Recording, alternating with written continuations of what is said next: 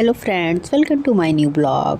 आप सभी को राधे कृष्णा। आई होप आप लोग अच्छे होंगे, स्वस्थ होंगे और खुशहाल होंगे। मैं भी आ गई रोज़ की तरह वही नहा धो के अपनी लड्डू को जगाने। लड्डू को जगा कर उन्हें स्नान कराकर फिर उनके शरीर को पोंछ कर कपड़े पहना दिए। फिर उनके मैंने सारे श्रृंगार को धीरे धीरे करना शुरू किया। मेरे लड्डू के सारे श्रृंगार पूर्ण हो चुके हैं। फिर मैं अपने लड्डू की पूजा अर्चना करूँगी। पूजा अर्चना करने के बाद मैं लड्डू को भोग लगा दूँगी। भोग लगाने के बाद मैं खुद भी चली जाऊँगी गर्म पानी पीने। उसके बाद फिर नाश्ता करने। नाश्ता करने के बाद फिर खाना भी बनना स्टार्ट हो गया था।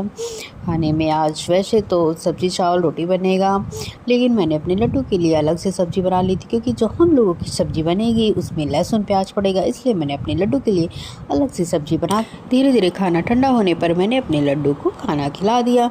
लड्डू को खाना खिलाकर पानी पिलाकर फिर मैं लड्डू के भोग को खुद ही खा जाऊंगी।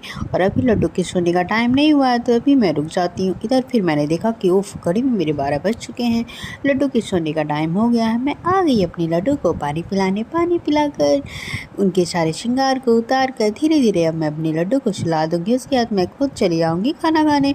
मैंने खाने में आम, रोटी, चावल और सब्ज़ी लिया है। अभी इस टाइम आम का सीज़न चल रहा है, तो ये हो रहा है कि आम खूब खा लिया जाए। फिर कहाँ मिलता है ठंडी के महीने में, तो इसलिए मैंने भी खूब आम खाया। आम खाने के बाद फिर मैं खुद चली जाऊंगी पढ़ने और आराम करने। और इधर फिर मेरी घड़ी में भी 4 बज चुके थे, लड्डू के उठने का टाइम हो गया था। आगे मैं अपने लड्डू को जगाने। लड्डू को जगा कर उनके मुँह को पोंछ कर फिर सारे श्रृंगार को जो मैंने उतारा था उन्हें कर दिया, और उन्हें मैं अब भोग भी लगा दूँगी। भोग लगाने के बाद इधर पो की हरन बजी, मतलब आ गई थी कुल्फ़ी बिकने। तो हम लोगों को भी कुल्फ़ी बहुत पसंद है, तो मम्मी ने खरीद दिया कुल्फ़ी और हम लोग खाने लगे कुल्फ़ियाँ। वैसे भी गर्मी के मौसम में ठंडा ठंडा कुल्फ़ी खाने का मज़ा ही कुछ और होता है।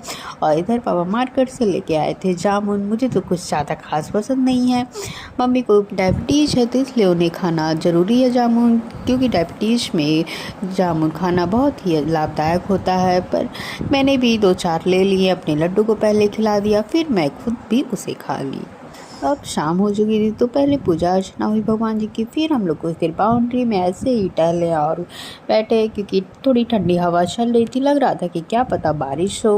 वैसे पता नहीं, आजकल मौसम भी कुछ अजीब ही है, कभी बारिश कभी धूप, पता ही नहीं चलता है कि कब बारिश होगी और कब धूप होगा। और फिर अब रात भी हो गई है, तो मैं आ गई अपने लड्डू को गुनगुना दूध पिलाने। लड्डू को गुनगुना दूध मैंने पिला दिया। उसके फिर कुछ देर बाद, लगभग आधे घंटे बाद, मैं सोची लाओ अपने लड्डू को आम खिला दूँ, क्योंकि इधर सबके लिए आम कटा हुआ था। तो मैं सोची पहले मैं अपने लड्डू को खिला देती हूँ। मैंने अपने लड्डू को आम भी खिला दिया, पर मैं भी पानी नहीं पिलाऊंगी। जब लड्डू को जाऊंगी सुलाने तभी पानी पिलाऊंगी, क्योंकि आम खाने के बाद पानी नहीं पिया जाता है। फिर अब इधर टाइम हो गया था लड्डू के सोने का। घड़ी में लगभग 9 बज चुके थे, तो मैं आ गई लड्डू को पानी पिलाने। पानी पिलाकर उनके सारे श्रृंगार को उतार कर अब मैं अपने लड्डू को धीरे धीरे सुलाऊंगी। मेरे लड्डू अब सो चुके हैं। उसके बाद देखा इधर कि उफ, बारिश हो रही है। अभी तो धीरे धीरे ही हो रही थी। मैं आ गई थी अपने रूम में सोने के लिए, तो मैं सोची कमरे से ही थोड़ा वीडियो बना लेती हूँ। पर यहाँ से बारिश की बूंदें नहीं दिख रही थी, तो मैं चली आई बरामदे में। वहाँ से मैंने थोड़ा देर बारिश का मज़े लिए। उसके बाद फिर मैं चली आई सोने।